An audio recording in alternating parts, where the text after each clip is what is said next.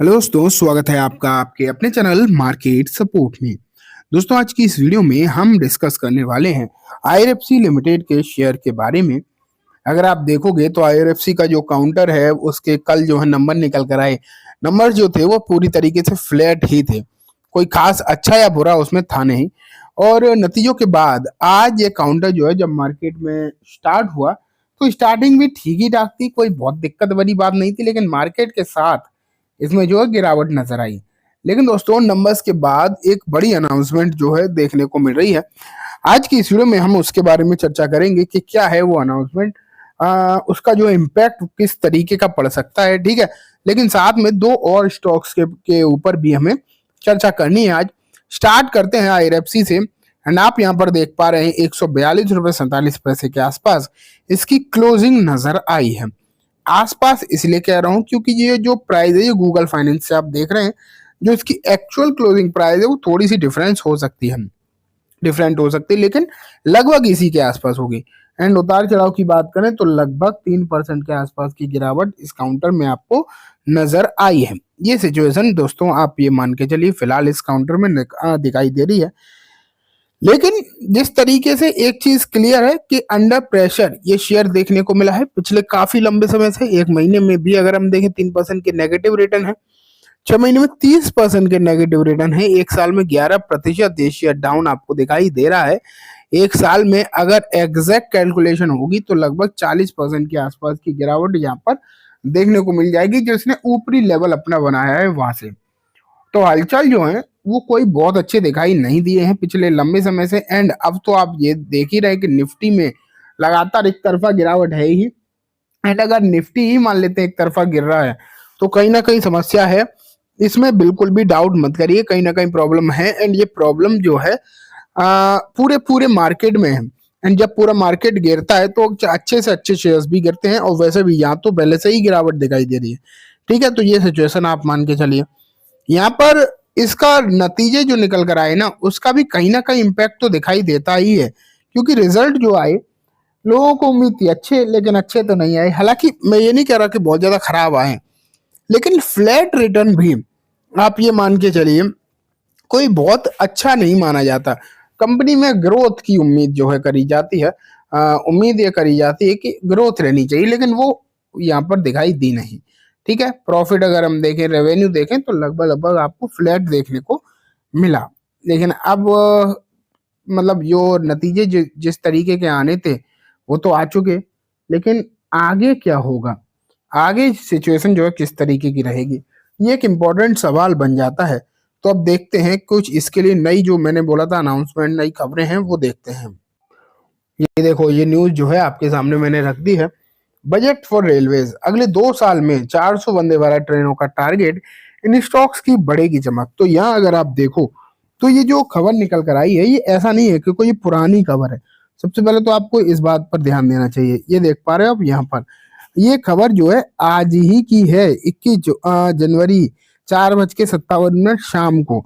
मतलब ये अपडेट जो निकल कर आई है ये अभी की है, थोड़ी देर पहले की।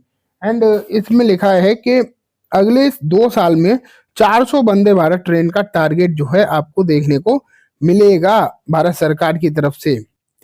तो आप ये भी सोच रहे होंगे कि जब इस तरीके की खबरें अगर हैं और ये आने वाले 2 साल की बात हो रही, तो ये अभी इसमें क्या नई बात हो गई, अभी के लिए क्या स्पेशल है।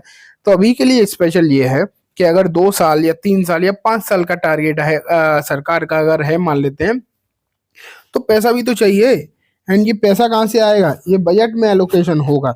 तो यहाँ पर आप देखो 3 लाख करोड़ का अलॉटमेंट जो है यहाँ पर हो सकता है। तो देखो, सूत्रों ने बताया है कि रेलवे के लिए union budget allocation for railway में 2.9 टू 3 लाख करोड़ रुपए का आवंटन सरकार कर सकती है। इस पैसे का इस्तेमाल नई रेल लाइन बिछाने और वंदे भारत की संख्या बढ़ाने पर काम होगा। सरकार ने मार्च 2027 तक 68,000 किलोमीटर रेलवे ट्रैक बढ़ाने और 400 वंदे भारत ट्रेन चलाने का टारगेट तय किया है।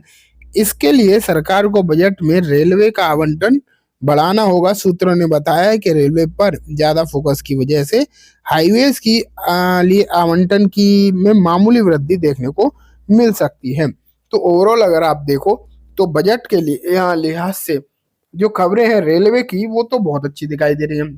भले ही अभी आपको गिरावट देखने को मिल रही है, लेकिन पॉसिबिलिटीज हैं कि बजट में सिचुएशन बदल जाए एंड बजट में अगर चीजें अच्छी देखने को मिल गई तो चांसेस पूरे पूरे होंगे कि ये रेलवे शेयर्स अभी नहीं चल पा रहे, लेकिन बजट के बाद इनमें तेजी का माहौल जो है देखने को मिल सकता है। लेकिन साथ में ये भी लिखा है कि कौन कौन से शेयर्स पर नजर रखी जा सकती है, तो देख लेते हैं क्या यहाँ पर बात करी गई है।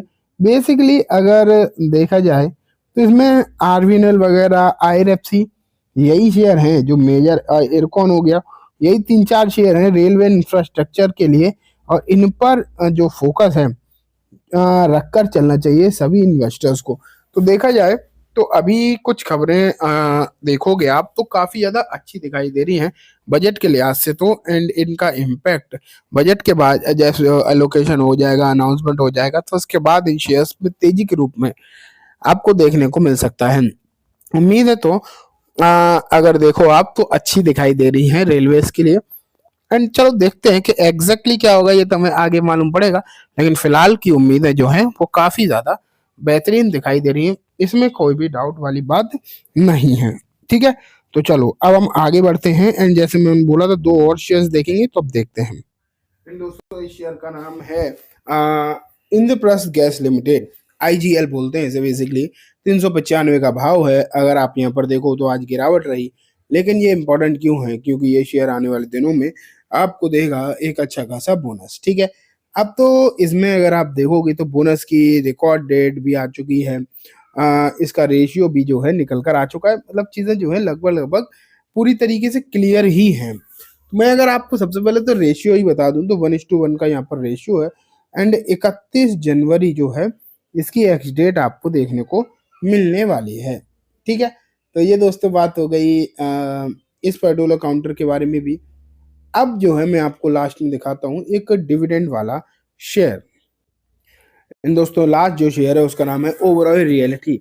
अगर इसे देखोगे तो 1858 पर इसकी जो है आज क्लोजिंग रही, 7% की गिरावट रही, लेकिन ये शेयर जो है डिविडेंड डिक्लेयर कर चुका है, 2 रुपये पर शेयर का डिविडेंड। हालांकि इसकी प्राइस के हिसाब से जो डिविडेंड है वो बहुत ज़्यादा कम है, लेकिन जो है वो मैं आपको दिखा रहा हूँ। और 24 जनवरी जो है इसकी ex date, record date actually नज़र आती है।